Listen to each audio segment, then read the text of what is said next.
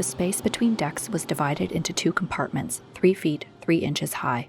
Into the first were crammed the women and girls, into the second the men and boys, giving to the men an average of 23 inches and to each of the women not more than 13 inches.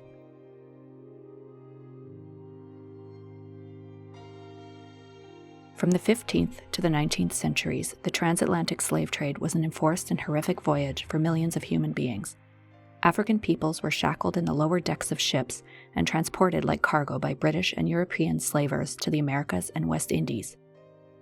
The trauma of these events has been passed down through the generations and has since become rooted in the collective psyche of descendants of the African diaspora.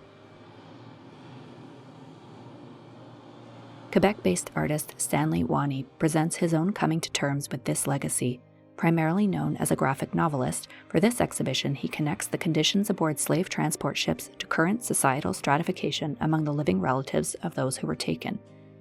Wany's multimedia installation brings together immersive video footage of the unpredictable waves of the Atlantic Ocean with the sculptural approximations of the compartments in which human beings were stored below decks on slaving ships.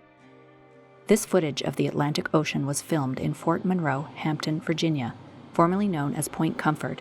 It is noted as the first location where enslaved Africans set foot in English North America in 1619, before hereditary lifelong slavery was formally established.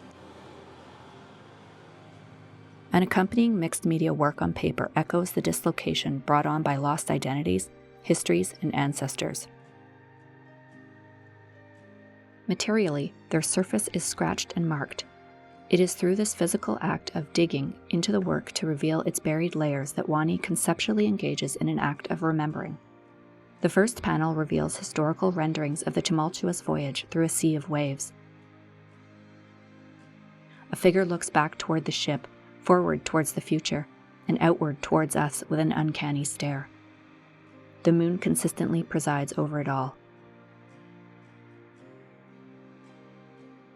The central panel reveals the liminal space of the mid-Atlantic, referencing the millions who went overboard by force or by choice. The artist asks, what would it take for somebody to do this, reflecting on it as an act of defiance and courage that demonstrates their humanity. A variety of African masks also appear. The chaos and confusion of the ocean, and indeed the mind, mingles with glimpses of clarity of what came before.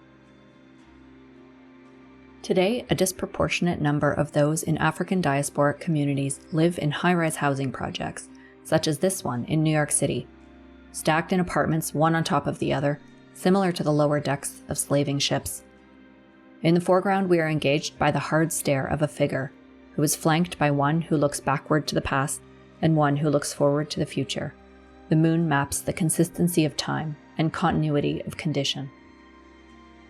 By showing the correlation between these spatial and hierarchical systems, Wany provokes and supports a diversity of emotional, intellectual, and physical reflections about diasporic conditions and the residual effects of violence and harm.